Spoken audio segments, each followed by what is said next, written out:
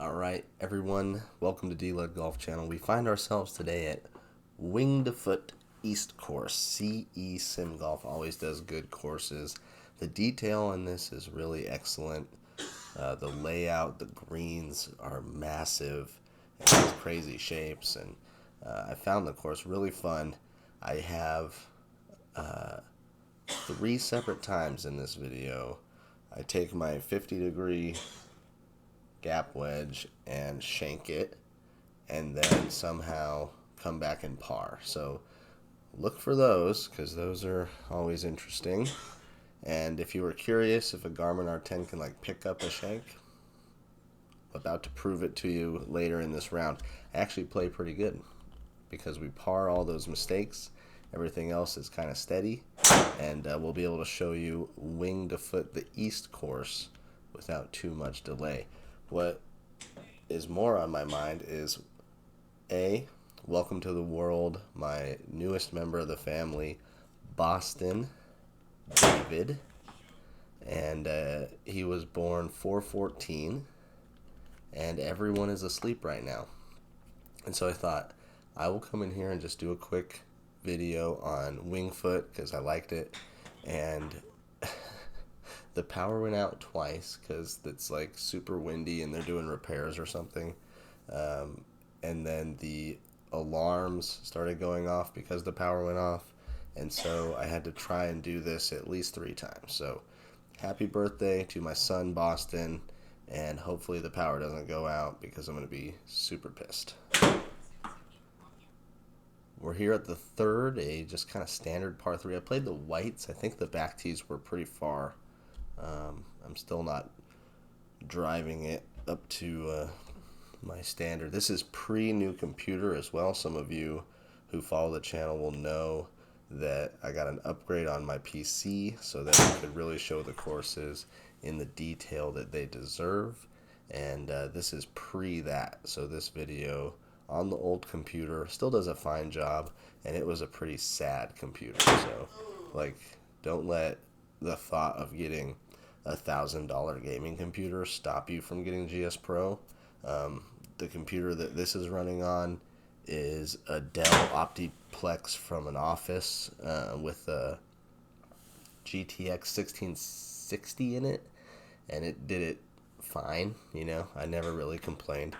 And then the one I replaced it with was like the Sam's Club Asus gaming computer from 3 or 4 years ago with a 3050 in it, and it is running the game really good. We're on ultra graphics. We're doing 1080 and loving it. So those videos are coming up soon. Got this one and a few more with the old rig, as we'll call it. And then a lot of you have seen my videos just recently trying to replace the recording computer and having like no luck at all. Really good shot in here on 5. Little draw off the pin for a birdie. And we'll head over to 6, another par 3. 175, 4 yards up the hill. And that was chunked. I saw the deceleration. It's in the bunker though. Let's see if we can get up and down. I think I must. Oh man, I was not about to. And that would have been 7 yards by, but it hits the pin. That's how you know luck's on my side today. 429 yard par 4 from the whites. That's tough. And gonna make it a little harder here. In the woods. I think I try and draw this, but I hit a fade that goes right next to the tree, through the tree, and runs up onto the green, even with a little left roll there at the end to save par somehow on that hole. 8th, another par 5. This one's short, 430.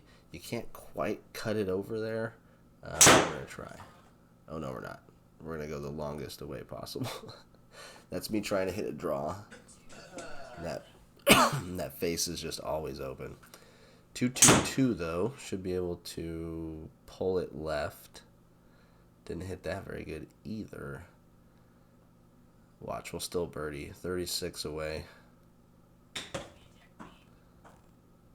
Decent strike. It's going to stop. 2 bad shots. 1 good one. Birdie on the card. We're at -2, headed to the 9th. Is this shank number 1? It might be. Be on the lookout for my gold Cobra Forge Tech 50 degree.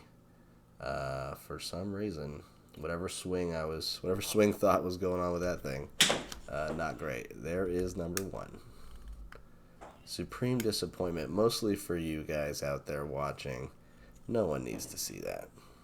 52 away, pin tucked in the back left. Up high. It's too long for a birdie, except it rolls back, and we, not birdie, the birdie circle, as I call it. Save par there off shank number 1. Head to 10. 342. I don't know why I left myself 100 yards. Like, that would be one way to solve this, is don't hit that club. It's like my 98 to 110 club. 95 to 110. So 120 should be fine. Fading, trying to get there. Ooh, and then a little left spin kicks it out. So -2 still, headed to 11. 353, that's a disaster waiting to happen. It's going to leave me with that same club probably. The driving, while not bombing them, I was getting pretty good low spin and dead straight. I mean, 1 degree club path, 0 face, horizontal launch, 7. Oh, now it's 7. It was like 0. So there's shank number 2 on 11, and now we got a bunker shot to save par. Why not? Save par there, stay at -2. This is all a lesson in, you know, if you make a bad shot, or you shank it, or you top your 3-wood, it's really about the next shot. And in order to do that, you gotta let go of the one you just did, even if it keeps happening over and over and over. It might be on this hole. We might do the 3rd one like right away. We 100 out. Yep. All right, here's number 3, I think. I don't know why I grab it.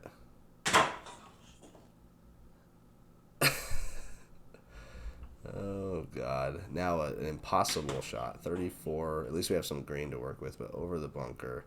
Lucky to get it kicked left, because that should have probably went right, unless the green's like really sloped.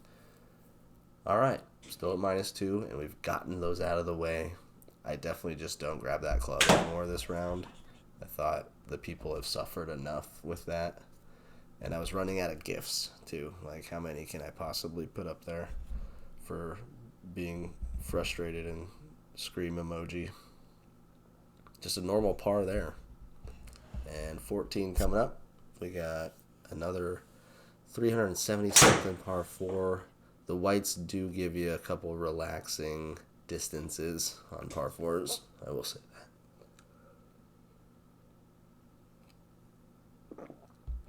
That one was not in the middle of the club face. 158 and a push short. Gets an amazing bounce left and stays on the green. Will it stay in the par zone? It's going to be close. It's got to stop soon. Oh, and it does. Staying at -2, the pars. Pretty lucky to save some of these pars. 330 here. Less than driver off the tee. And just everything nice and straight off the tee. I think the irons have been a little crazy. Couple pushes, couple pulls. But everything off the tee has been good. We went with pitching wedge here instead of gap wedge and came up just a little short. Gave it like a half swing.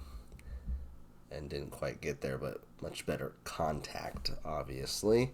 16, really cool look to it with the tall trees, kind of Masters without the pine straw here a little bit right there. How about Scotty winning, by the way? Everyone fell apart and hit balls in the water, and Scotty hit balls within tap-in distance at the same time. And it's like, oh, well, that's a good recipe. Hangs up in the rough here. You guessed it. We're going to get this close, snuggled up, and save par again on 16. Let's talk about the wing to foot courses. I'll put the West up here, but both of them super well done.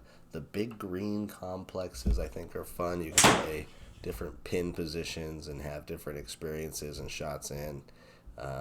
Like, look how big these greens are. They're big squares or hexagons, a lot of them, which I think is fun.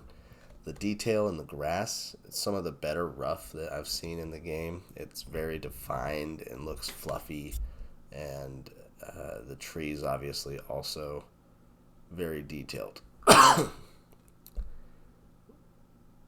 We have one more hole to go. If you're still with us, head over and hit the subscribe button, like button, throw a comment down below.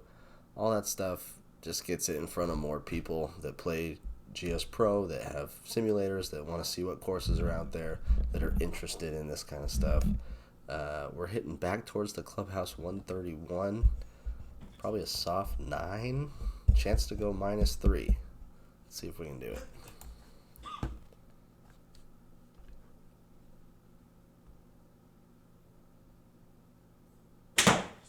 Oh, interesting.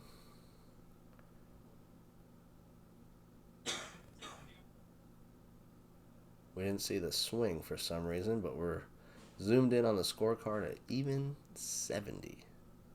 Saturday pins, the whites were 6,400. 16 par, 2 birdies, 9 greens, 9 fairways. We'll see you at the next course. Peace out.